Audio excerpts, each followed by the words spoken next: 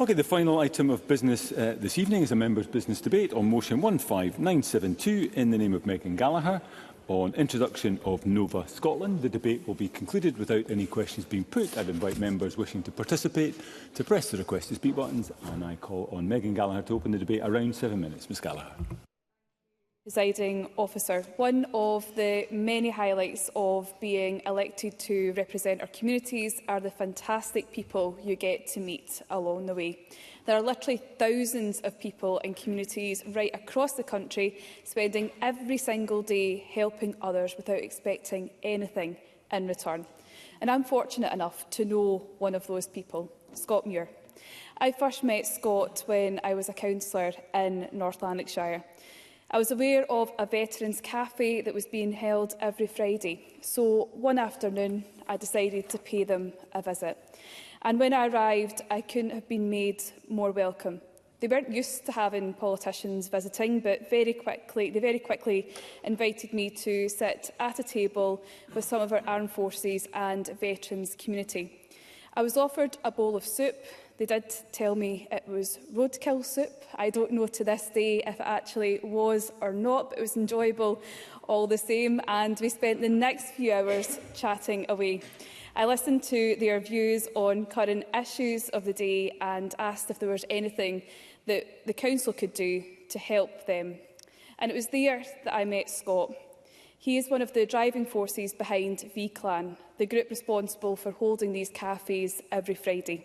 It's a brilliant initiative so our armed forces and veterans community in Lanarkshire can get together, enjoy a warm meal and socialise. Scott is the definition of a community champion, and I know I'm going to be in a lot of trouble for mentioning him in the chamber, as he is not someone who enjoys the spotlight being shone on him. But he certainly deserves the recognition, and I suppose he can chin me later for doing so. The truth is, I wouldn't be raising Nova Scot today if it wasn't for Scott.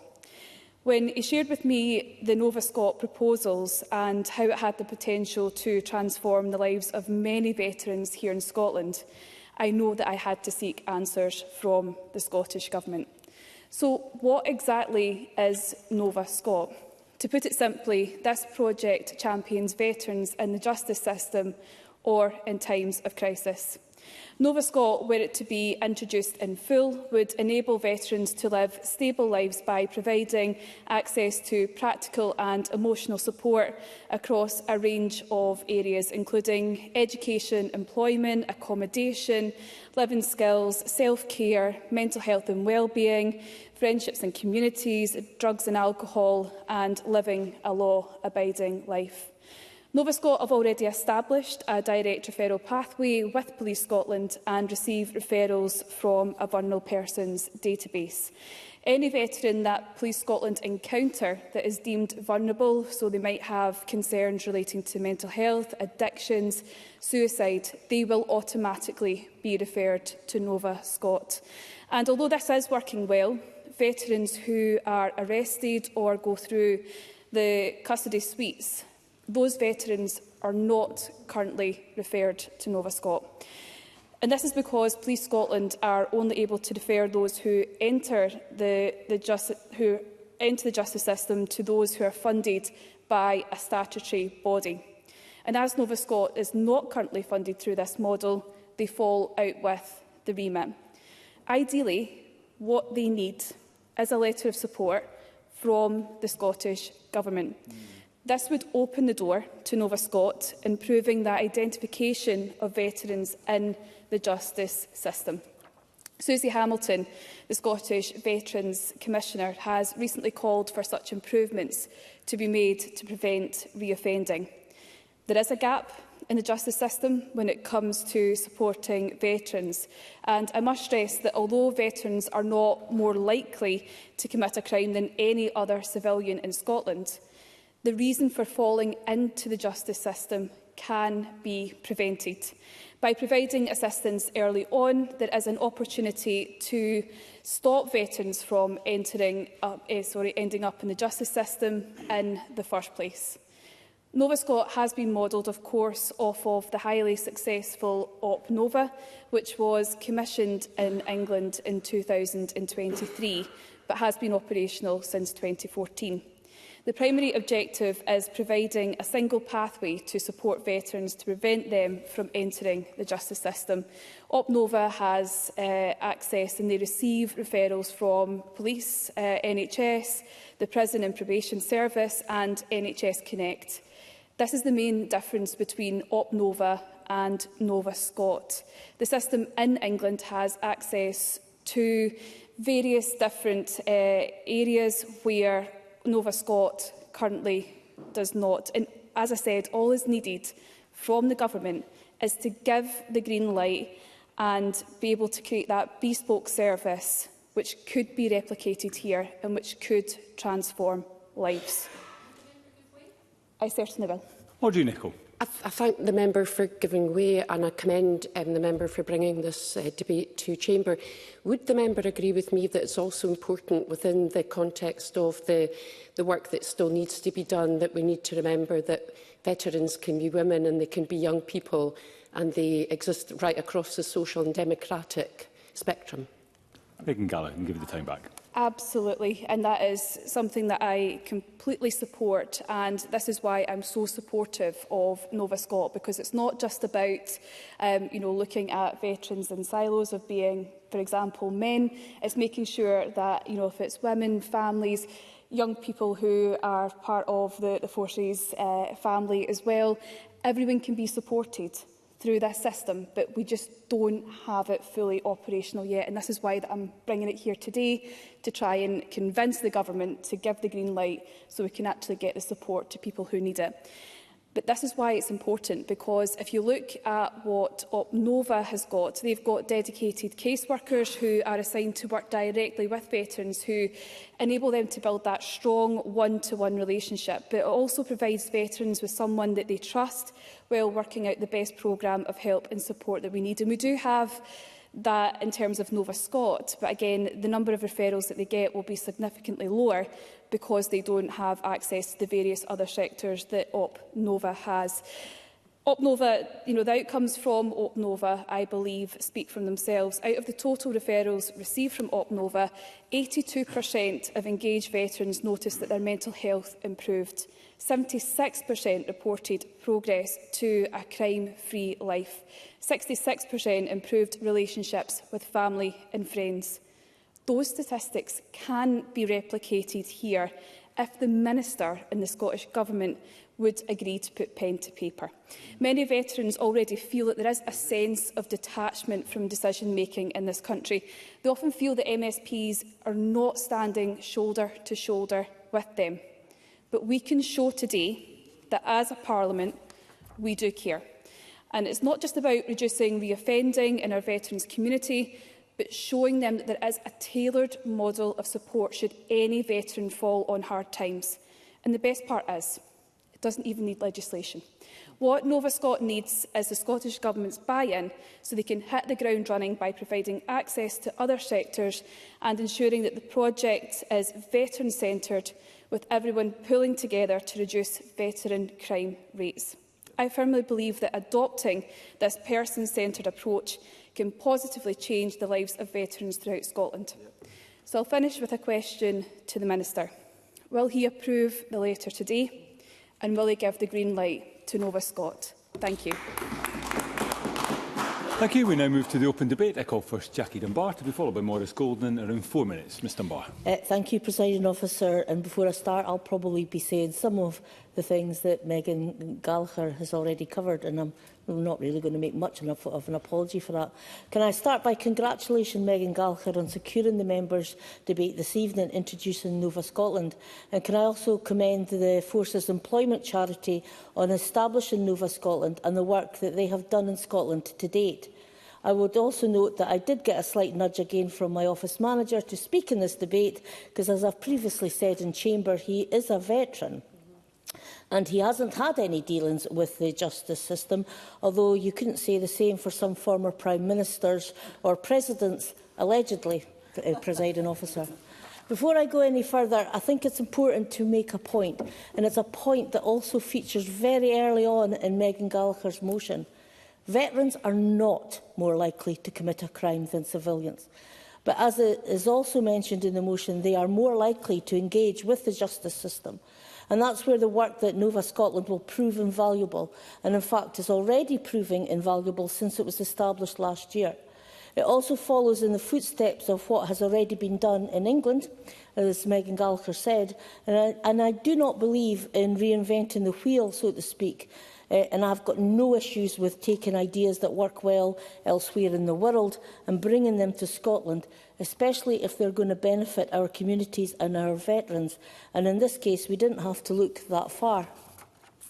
Over the past year, there has been a great deal of discussion about veterans in the justice system, a lot of which has been sparked by the Scottish Veterans Commissioner, Susie Hamilton, investigating and publishing her Veterans and the Law report.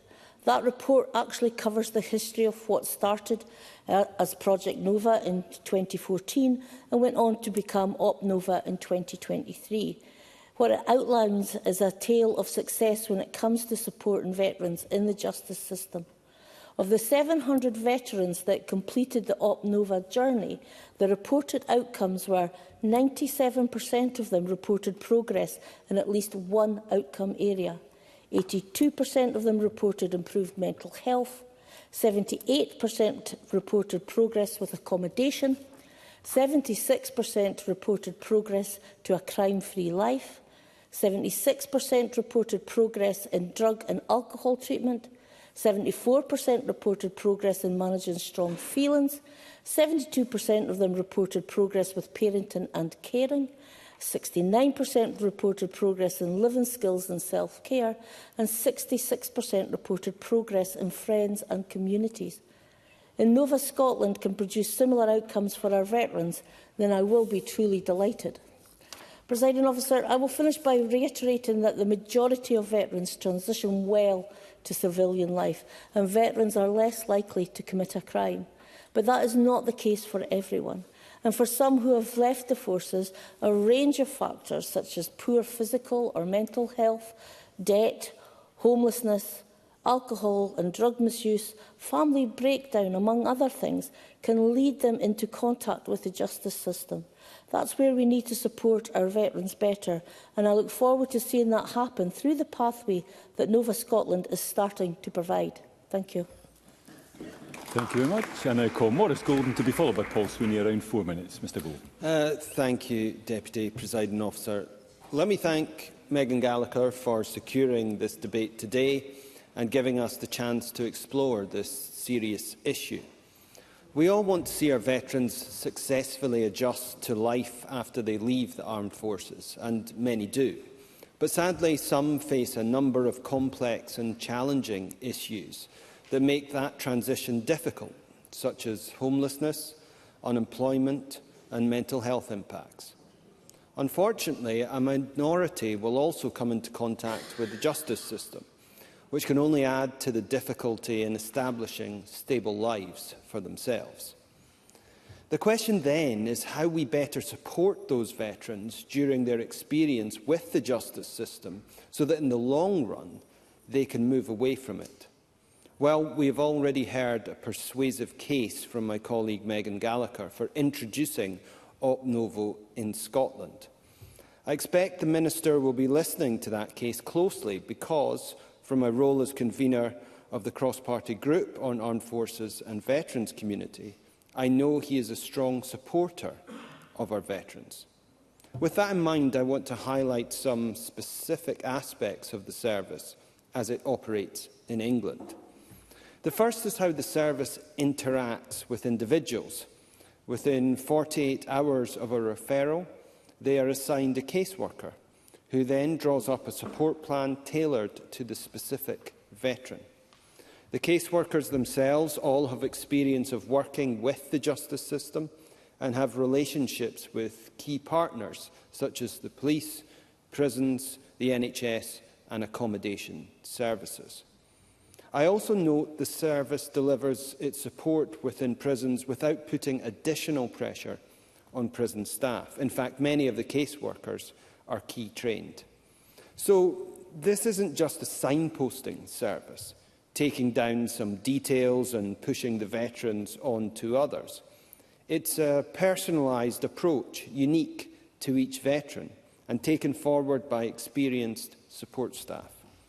That's a powerful combination that we could do well to replicate in Scotland. Which brings me to another aspect of the service I want to highlight, the results. In the 14 months of operating in England, OpNova was active across all police and probation regions and was being rolled out to more than 100 prisons from April last year. In total, it engaged with almost 1,500 veterans.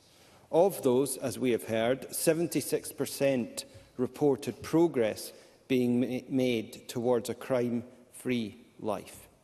That's an impressive result in anyone's book, and I believe it demonstrates the validity of OpNova's strategy.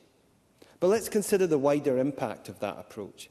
A staggering 97% reported progress in at least one outcome area. 82% reported an improvement in their mental health, and 78% reported an improvement with accommodation. In Scotland, 900 homelessness applications were made in the last financial year, and of those being assessed, the key support issue was mental health. Now, those figures aren't confined to veterans in the justice system, but the point remains both are serious issues here. Any programme with the potential to tackle an aspect of those problems must be explored. No one is pretending any one initiative has all the answers, but where we have evidence that something is making a real and positive difference to veterans' lives, we owe it to them to take it seriously. Thank you, Mr Gordon. I now call Paul Sweeney to be followed by Stephen Kerr. Around 4 minutes. Mr Sweeney. Thank you, Deputy Presiding Officer. And I'd first of all like to congratulate Ms Gallagher, Member for Central Scotland, on securing this debate today. It is a privilege to be able to take part in it. And I would like to put on record that the Labour benches do have huge admiration for the work of Nova in supporting veterans to address their challenges. And I pay particular tribute to Ms Gallagher's constituent, Scott, who clearly is doing admirable work, such that it has caught the attention of the member, and I hope that he continues to persevere and continues to innovate in serving the constituents of Central Scotland in this endeavour. As I said in December during the government debate on support for the veterans and armed forces community in Scotland, these benches are eager to work on a cross-party basis to ensure that the armed forces members and veterans are supported, whether they are in service or whether they are transitioning to civilian life.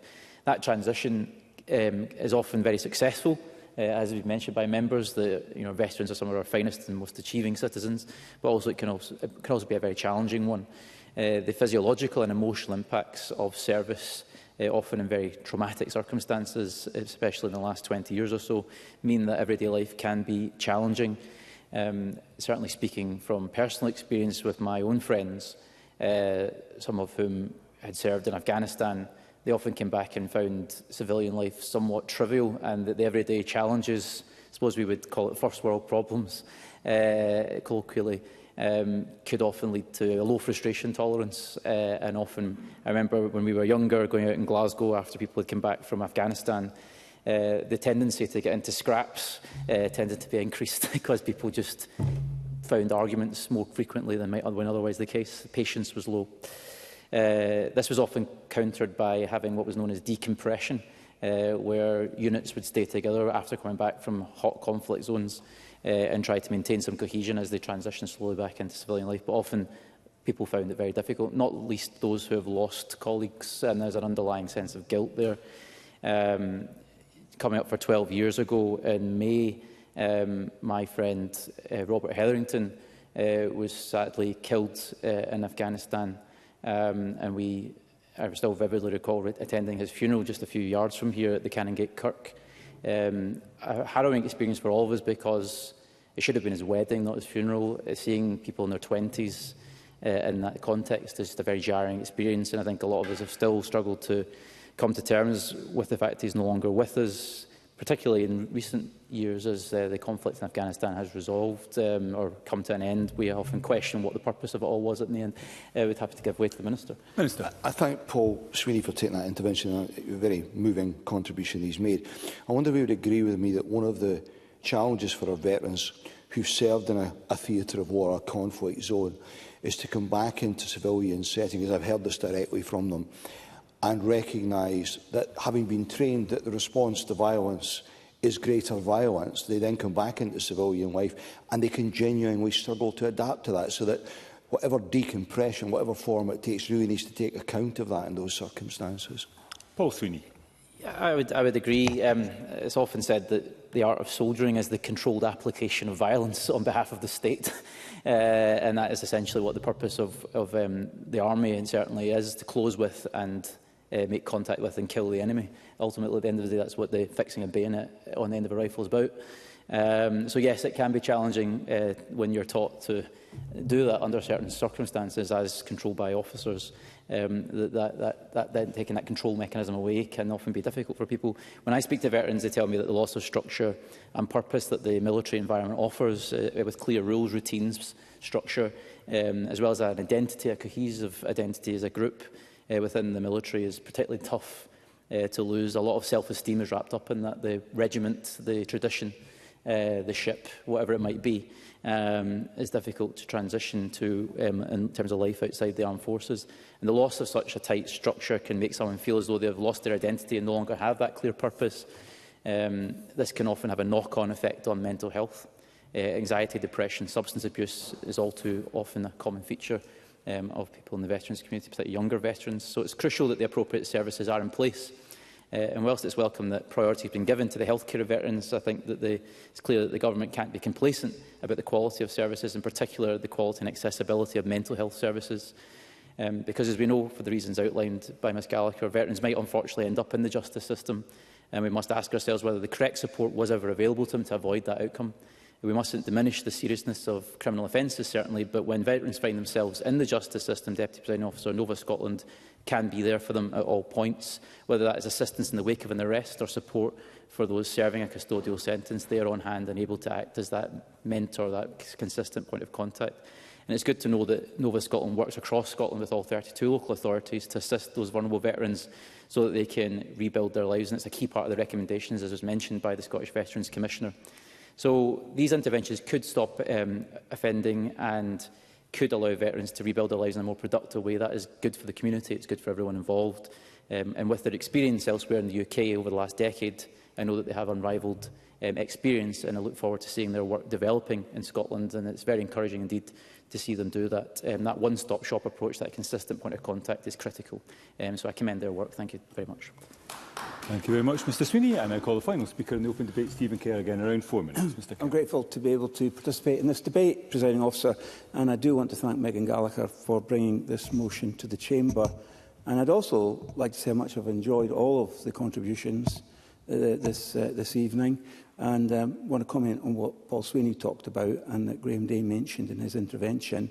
The stark reality is, as I was once bluntly reminded by Tom Tugendhat, no less, that our armed forces are fundamentally trained to kill the King's enemies.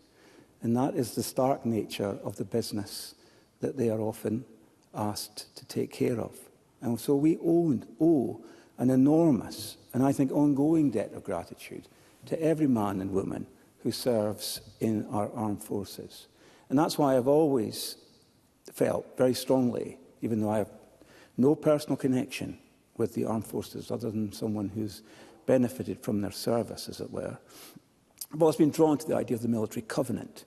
This is a moral obligation that the state has to those who have served our country. It isn't a new idea, but it's an idea that we need to make much more real in the lives of our veterans. And I think since the deployments to Afghanistan and Iraq, which have been mentioned in passing, there has been some progress in enshrining certain entitlements in law for our veterans. And I certainly feel that the establishment of an office for Veterans Affairs in the Ministry of Defence was an important step forward, and I pay tribute to Johnny Mercer, who did so much in order to make that happen.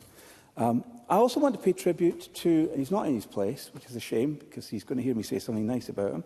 I also want to pay tribute to Keith Brown and indeed Graham Day, who I know are deeply committed to the work of supporting our veterans and have done some outstanding work as Ministers for Veterans in their turn. And I'd also like to compliment Maurice Golden and formerly Maurice Corey on the excellent work that's done in the cross-party group for the Armed Forces and Veterans community. The covenant, the military covenant, doesn't yet do what it should do, but if the Minister will agree to the petition, in effect, that he has received today from Megan Gallagher and commit to paper, as it were, the authorisation for Nova Scott to be able to do the good work that they do here in a recognised way, then I think that's another step. That's another step forward in making the obligations that we should all feel towards the men and women of our armed forces and indeed security services something that's real and tangible. The United States, I think, has kind of set the bar on how they look after their veterans, and I think there's much that we can learn from them. Now, I think the point was made earlier by Jackie Dunbar, and it's been repeated since, I think, and it's important that this is made clear, that our veterans leaving the armed forces in the main manage the transition from military or life into civilian life. But some don't. And those are the people that are the focus, I think, of our debate tonight. They give selfless service, sometimes at significant cost to them personally, left grappling probably for the rest of their lives with injury, with mental health injury, perhaps with an inability to manage their affairs as completely as they would like and their families would like. And they do have this sense, and I think Paul Sweeney described it well, of feeling isolated and withdrawn from the society that they belong to and that they've given so much for. And that's why OpNova and Nova Scott is such an important, holistic and individual customised service. When we look at the report that was produced by the Scottish Veterans Commissioner just a few months ago, a report entitled Veterans and the Law, Susie Hamilton identified positively the work that was done by OpNova in England. I really believe that this is something that we should take the fullest possible advantage of in Scotland. The idea of an individual caseworker, the individual of a referral case pathway. I think this is all very, very important. And I'm conscious of time. Do I have time to give a... Yeah.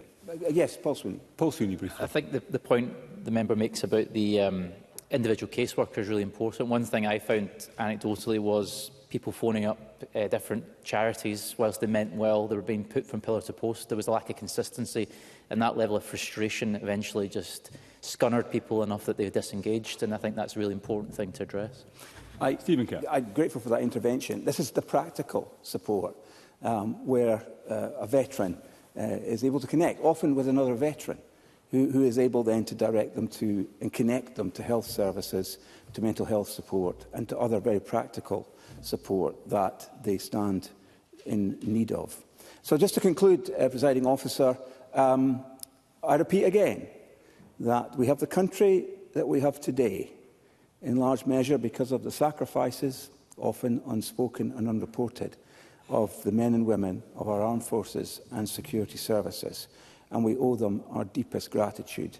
I think we've got a long way to go in honouring them through a proper armed forces covenant. But let this debate today and this very simple ask of the Minister be a tangible expression of our commitment to support them for as long as that support is required. Thank you, Mr Kerr. I now invite Graham Day to respond to the debate. Minister, around 7 minutes. Please. Thank you, Presiding Officer. I want to begin by thanking Megan Gallagher for bringing forward the motion today and to members for the contributions during the debate, particularly the one from Paul Sweeney. Members will be aware that Veterans in the Law is a key theme in the UK-wide strategy for our veterans, and in our Veterans Strategy Action Plan, the Scottish Government is committed to an outcome whereby veterans leave the armed forces with the resilience and awareness to remain law-abiding civilians. We continue to work with key partners and stakeholders to support the delivery of this outcome, and that has included engagement with Nova Scotland throughout the past year. As we've heard, Nova Scotland collaborates with Police Scotland and the Scottish Prison Service and local authority criminal justice social work teams. Their caseworker supports veterans in the criminal justice system to address their challenges to help rebuild their lives and move forward beyond the justice system. The small Nova team has been engaging with my officials as it seeks to formalise its referral partnership with Police Scotland and determine whether it is necessary or appropriate for the Scottish Government to offer some sort of formal recognition or endorsement for the service. Though I would point out that it self-evidently predominantly sits in the justice space. Whilst we are supportive of the aims and ambitions of Nova Scotland and recognise the benefits its service can offer veterans and their families, we are currently working with Police Scotland and others to determine the best way forward, including considering how this support complements the services offered by other partners, including SACRO, the Scottish Prison Service, the NHS and other public and third sector bodies. I'll give way to Megan Gallagher. I'd encourage members to press their request to intervene, but Megan Gallagher. Apologies, Presiding Officer.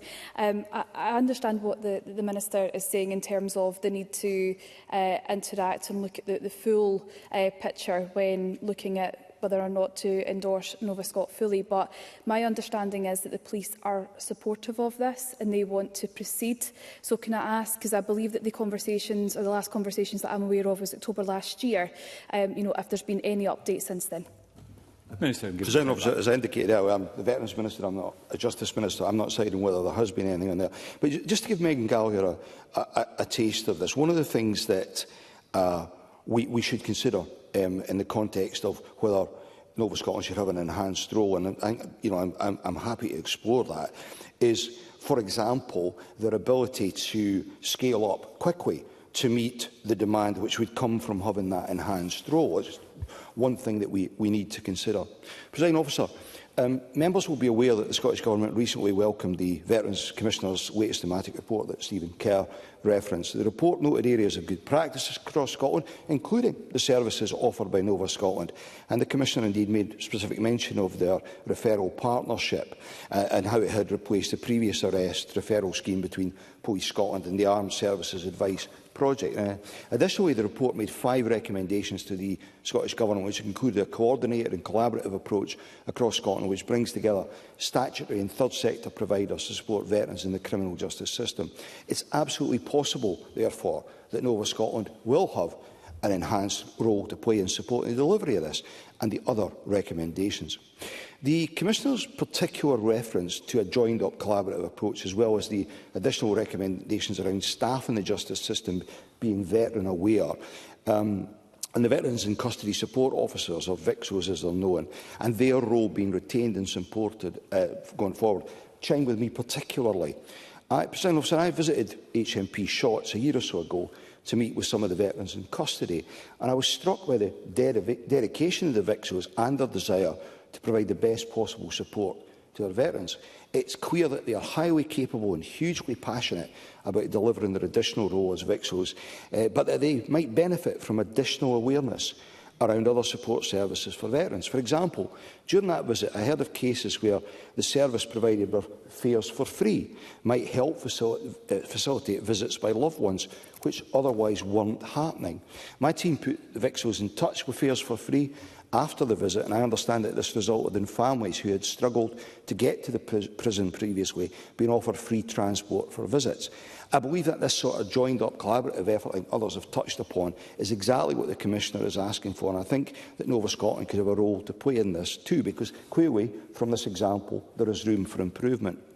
More broadly, as part of our vision for justice, the Government has established a transformational change programme which brings together justice agencies to focus on work to help embed trauma-informed practices to ensure that our justice services can recognise the prevalence of trauma and adversity, back to some of the points that Paul Sweeney was making, realise where people are affected by trauma and respond in ways that reduce re-traumatisation. It's right that this approach should encompass the ways veterans are treated in the justice system. Scottish Government officials will highlight the Commissioner's recommendations to the Board to get a better understanding of agencies' capacity to deliver the operational changes required to deliver that long-term set of outcomes that the Commissioner is looking for. I intend to have further discussions with the Justice Secretary and justice agencies to better understand the current operational feasibility of the Commissioner's recommendations, and the ask from Nova Scotland will be considered against that backdrop. Presiding Officer, I want to conclude by reiterating this Government's commitment to veterans and that we will continue to provide our unwavering support to them and their families, including to those who are in, have been in or are at risk of coming into contact with the criminal justice system.